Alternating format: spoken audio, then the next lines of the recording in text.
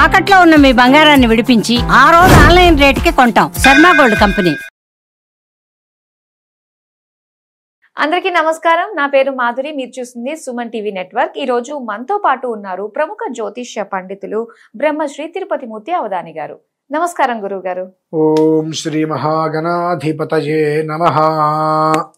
గురువు గారు, దగ్గరలోనే షష్టగ్రహ కూటమి ఉంది. ఆ మర్నాడే మళ్ళీ ఉగాది ఉంది. దాని ఎఫెక్ట్ సంవత్సరం అంతా పడుతుందా, అసలు ఎలా ఉండబోతుందో అని చెప్పి చాలా మంది ఎదురు చూస్తున్నారండి. మాకు ఎలా ఉండబోతుంది అని.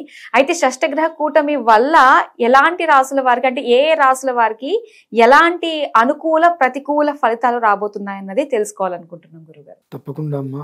ఈ అనుకూలము ప్రతికూలము అనేటువంటి విషయాన్ని కాసేపు పక్కన పెడితే ఈ కూటమి అంటే ఏంటి అనేటువంటి విషయాన్ని మనం తెలుసుకోవాలి. ఇందాక మీరు ఒక మాట అన్నారు చూసారా, చాలా మంది ఎదురు చూస్తున్నారని చెప్పి. ఎవ్వరు ఎదురు చూడట్లేదమ్మా. వస్తే వస్తుంది, పోతే పోతుంది, ఉంటే ఉంటాం, పోతే పోతాం అనే స్టేజ్లోనే ఉన్నారు తప్పితే వచ్చేటువంటి దాన్ని తప్పించుకొని మార్గాంతరాలు వెతుక్కొని జీవితాన్ని నిలబెట్టుకుందాం అనేటువంటి ఆశ, ఆలోచన చాలా తక్కువ మందికి ఉందమ్మా.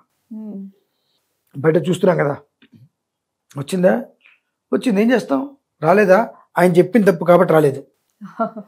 కానీ ఒకటి వస్తుంది అన్న విషయం తెలిసిన తర్వాత అది రానియకుండా ఎన్ని ప్రయత్నాలు మేము చేస్తున్నామో ఎవరికి తెలియదు.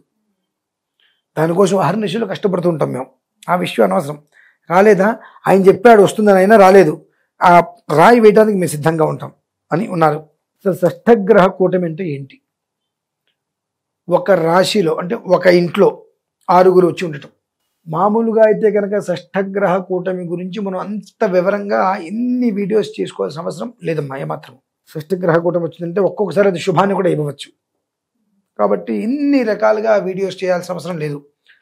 మరి ఎందుకు చేస్తున్నారండి? జనాల్ని మభ్యపెట్టడానికి చేస్తున్నారా? అటువంటిది అనుకోండి.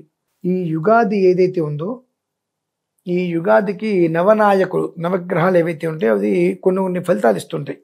పాపగ్రహాలు, శుభగ్రహాలు అని. 9లో 6 పాపగ్రహాలు, 3 శుభగ్రహాలు. ఈ శుభగ్రహాలు ఉన్నటువంటి 3 ఎలాంటి సపోర్టు లేదు. కానీ పాపగ్రహాలు 6 ఒకదానికొకటి సపోర్ట్గా ఉండి చాలా బలంగా ఉంది. ఈ 6 గ్రహాలు ఇక్కడ ఉండటం. ఈ 6 గ్రహాలలో శని, సూర్యుడు తండ్రి కొడుకులు, బద్ధశత్రువులు. బుధుడు, చంద్రుడు తండ్రి కొడుకులు, బద్ధశత్రువులు. గురువు, బుధుడు తండ్రి కొడుకులు, బద్ధశత్రువులు. ఈ గురువు ఇంట్లోగా వీళ్ళందరూ ఉంది. అలానే శుక్రుడు కూడా ఇక్కడే ఉన్నాడు. గురువు, శుక్రుడు ఇద్దరు శత్రువులు.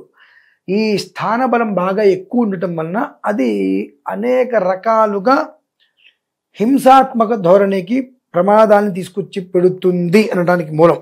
ఇందులో 18 నక్షత్రాలు వారు ఉన్నారమ్మా. ఈ 18 నక్షత్రాల జన్మించిన వాళ్ళలో ఆడవారికి చాలా సమస్యలు ఎక్కువ మగవారి కన్నా. అదేంటండి, ఒక మగవాడు ఏదైనా సమస్య వచ్చి ఇంట్లో పడుకుంటే ఇల్లు ఏమైనా ఆగిపోతుందా? అదే ఒక స్త్రీ సమస్య వచ్చి ఒక పూట అడ్డం పెడితే ఇంటికి ఏమవుతుంది? అసలు అటువంటి స్థితి మనం గమనించాలి. ఆ స్థితి మనం గమనించాలి. ఈ 18 నక్షత్రాలు ఏమేంటవి? ఆరుద్ర, స్వాతి, శతభిషం, భరణి, పుబ్బ, పూర్వాషాఢ, రోహిణి, హస్త, శ్రవణం, ఆశ్లేష, జ్యేష్ఠ, రేవతి, కృత్తిక, ఉత్తరాషాఢ, పుష్యమి, అనురాధ, ఉత్తరాభద్ర. ఇవి 18 నక్షత్రాలమ్మా. ఈ 18 నక్షత్రాలలో జన్మించిన వారు మాత్రం చాలా అంటే చాలా జాగ్రత్తగానే ఉండి తీరాలి, మెలకువతో ఉండి తీరాలి. ఇందులోనూ గర్భవతులు చాలా జాగ్రత్త. ఎందువల్లంటే షష్టగ్రహ కూటమిలో తర్వాత మర్నాడు వచ్చే ఉగాది స్థితిలో 6 గ్రహాలు పూర్తిగా కూడా నెగిటివ్ అనేటువంటిది ఇవ్వబోతున్నాయి. ఓకే. ఆ నెగిటివ్ మనలాంటి వాళ్ళకి ఇస్తే మనం కొద్ది గొప్ప తట్టుకోగలుగుతాం. కానీ భగవంతునికి ఒకటే నమస్కారం చేస్తా, గర్భవతులకి మాత్రం ఎలాంటి అపకారము జరగవద్దు అని. ఎందువల్లంటే ఆ స్త్రీ గర్భవతి అయిన తర్వాత అనుక్షణం ఆ పుట్టే పిల్లల కోసం తాపత్రయపడుతూ ఉంటుంది, చూసుకోవాలని చెప్పి ఎంతో ఆనందపడుతుంటుంది. ఏదన్నా జరగరాంది జరిగితే ఆమె బాధ వర్ణనాతీతమమ్మ. ఎవరికి రాదు, ఎవరు పడకూడదు బాధ. అంటే వాళ్ళకి ఎలాంటి అగ్గచాట్లు ఇబ్బందులు పడకుండా మనలాంటి వారికి ఏదైనా అటు ఇటు వచ్చినా కింద మీద పడి మనం సర్దుకోగలుగుతాం. భగవంతుడు ఆ ఓపిక కొద్ది గొప్ప ఇచ్చాడు కాబట్టి అదొక్కటి నేను కోరుకుంటా. కానీ ఈ 18 నక్షత్రాల వారు మాత్రం చాలా జాగ్రత్తతో కూడి ఉండాలి. 2, ప్రమాదం అనేటువంటిది గత 24-30 రోజుల నుంచి భరణి, పుబ్బ, పూర్వాషాఢ, రోహిణి, హస్త, శ్రవణం, మాస్త్రేష, జ్యేష్ఠ, రేవతి 9 నక్షత్రాల వారు మాత్రం చాలా ఎక్కువగా అనుభవిస్తున్నారు. ఏదైతే చేతికి వస్తుంది మనం నిలబడతామో ఉంటావో అవన్నీ కూడా బురదలో పోసిన పన్నీరు అయినట్టుగా అన్ని చేతుల వరకు వచ్చి రేపు ఉదయానికల్లా మన ఇంట్లో అన్నీ ఉంటాయి, ఉదయానికి అన్నీ వెనక్కి వెళ్ళిపోతాయి కంప్లీట్గా. అంటే ఒక రకంగా చెప్పాలంటే కొంతమంది అండర్ గ్రౌండ్ కూడా వెళ్ళిపోయే స్టేజ్ వచ్చేసింది. అంతటి భయంకరమైనటువంటి సిచ్యువేషన్స్ ఈ 9 నక్షత్రాల వారు అనుభవిస్తున్నారు. భగవంతుడి యొక్క అనుగ్రహం వల్ల ఒక మోస్తరి ఈ ఉగాది నుంచి 9 నక్షత్రాల వారికి ఊపిరి పీల్చుకోవడానికి కూడా ఒక అవకాశం ఉండవచ్చు. కానీ ఇప్పుడు గడిచినటువంటి 24-30 రోజులుగా మాత్రం మామూలుగా జరిగింది వీళ్ళ పరిస్థితి. దినదిన గండం 100 ఏళ్ళ ఆయుష్ అంటారు శరణం. ఆ స్థితిలో అయిపోయింది, మొత్తం సెట్ అయిపోయింది, రెడీ, మొత్తం అంతా క్లోజ్ అయిపోయింది, ఏం లేదు, అన్ని డోర్లు మూసుకుపోయే స్టేజీ. చిన్న రంధ్రం దొరికితే ఆ రంధ్రాన్ని జాగ్రత్తగా పెంచుకుంటూ వీటి మీద అన్ని పెద్ద తీసుకొని ఆ వెలుతురు తీసుకొని ఊపిరి తీసుకొని వీళ్ళు మళ్ళీ కొత్త జీవితం ప్రారంభం చేసే స్టేజ్లో ఉన్నారు. ఇందులో కొంతమందికి శస్త్రచికిత్సలు లాంటివి ఏదైనా జరిగేటువంటి అవకాశాలు కూడా ఈ పాటికి జరిగి ఉండాలి ఈ నక్షత్రాలలో, ఈ 9 నక్షత్రాల్లో. కనుక వీరందరూ కూడా కొన్ని రకాల ఉపశమనాలు చేసుకోగలిగితే అది సుఖంగా ఉంటుంది. అదేమిటి అంటే కామాక్షి అమ్మవారమ్మ, ఎక్కడ గౌహతి, అస్సాం. ఆ కామాక్షి అమ్మవారి ఆలయంలో 28వ తారీఖు రాత్రి కొన్ని విధానాలుగా గౌరీ గంధర్వ ఆరాధన చేసుకొని అక్కడ నిద్ర చేసి మర్నాడు మహామంత్ర యంత్ర తంత్ర విషమూలికాది ప్రయోగ ఉపసంహారములకి సంబంధించినటువంటి మహామంత్ర ప్రయోగాల్ని కూడా పూర్తి చేసుకొని అమ్మవారిని దర్శనం చేసుకొని కొన్ని రకాల బలిహరణలు అంటారమ్మ, అవి ఇచ్చుకొని కంచి బయటికి రాగలిగితే 45% బయటపడతాం. 65 పడతాం, 75 పడతాం, 95 పడతాం అనే మాట పచ్చి అబద్ధం. 45% మనం బయటపడ్డామంటే నిజంగా మన అదృష్టవంతులేమ్మా. దానికే కాస్త ఉపశమనం ఫీల్ అవుతాం అన్నమాట. చాలా 45% బయటపడ్డారంటే అమ్మయ్య నాకు ఇబ్బంది లేదు ఇంకా అనేటువంటి స్థితి మనకు ఏర్పడుతుంది. ఆ రకంగా ఊబిలో అలా చిక్కుకుపోయే స్టేజ్ ఉందమ్మా. 22వ తారీఖు అష్టమి శనివారం, అప్పటి నుంచి కొన్ని ఇబ్బందులు ఇంకా కొన్ని నక్షత్రాల వరకు అధికమవుతాయి. అది తెలుసుకోనేనా సరే 28వ తారీఖు బయలుదేరి గౌహతి వెళ్ళి, మేము వెళ్తున్నాం 28వ తారీఖు ఉదయం బయలుదేరి గౌహతి వెళ్ళి అక్కడ ఆ రోజు రాత్రి మంత్రప్రయోగము తంత్రప్రయోగములు 2 విధానాలుగా ప్రయోగములను పూర్తి చేయించి కొన్ని రకాల బలులు కూడా ఇప్పించి మర్నాడు సాయంత్రం బయలుదేరి మళ్ళీ హైదరాబాద్కి రావడం జరుగుతుంది. మాతోటి బయలుదేరి ఎవరన్నా వస్తారన్నా శుభం, కాదు ఎవరన్నా ముందే వెళ్ళి కూర్చుంటామన్నా శుభం.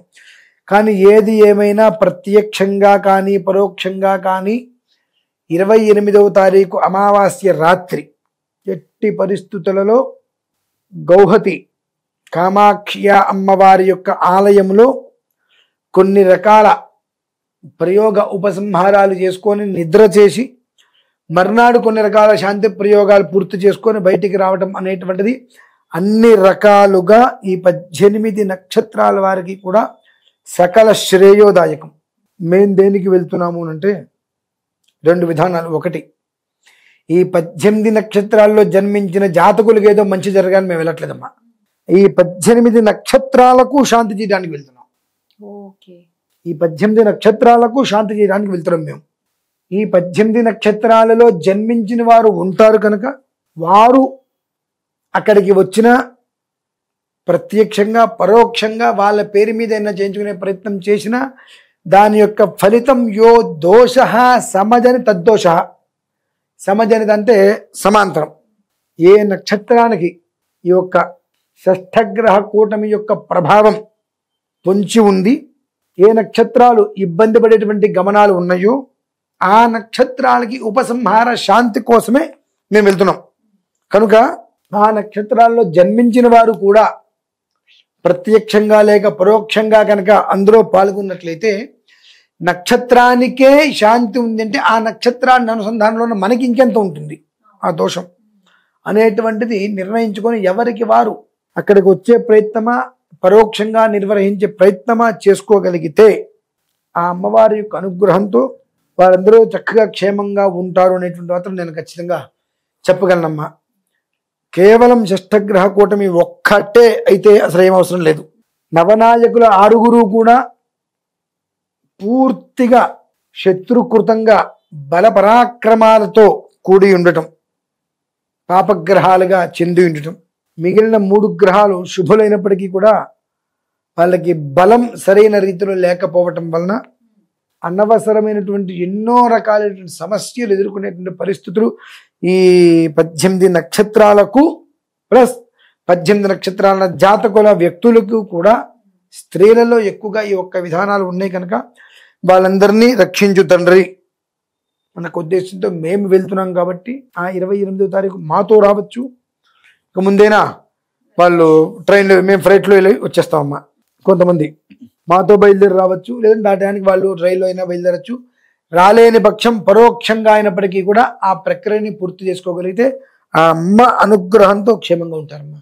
అది పరిస్థితి. చాలా చక్కగా తెలియజేశారు గురువు గారు. ఎందుకంటే 18 నక్షత్రాల వాళ్ళు నిజంగా దీనికి ఎఫెక్ట్ చాలా అవుతుంది కాబట్టి ఎలాంటి విపత్తులన్నా ఎదుర్కోవాల్సిన సమయం నాకు దగ్గరలో ఉంది. దాన్ని మనం అధిగమించడానికి మీరు తలపెట్టిన ఈ కార్యక్రమంలో ప్రతి ఒక్కరు కూడా పాలు పంచుకోవాలి, మంచి ఫలితాలు పొందాలని మనస్ఫూర్తిగా కోరుకుంటూ ధన్యవాదాలండి.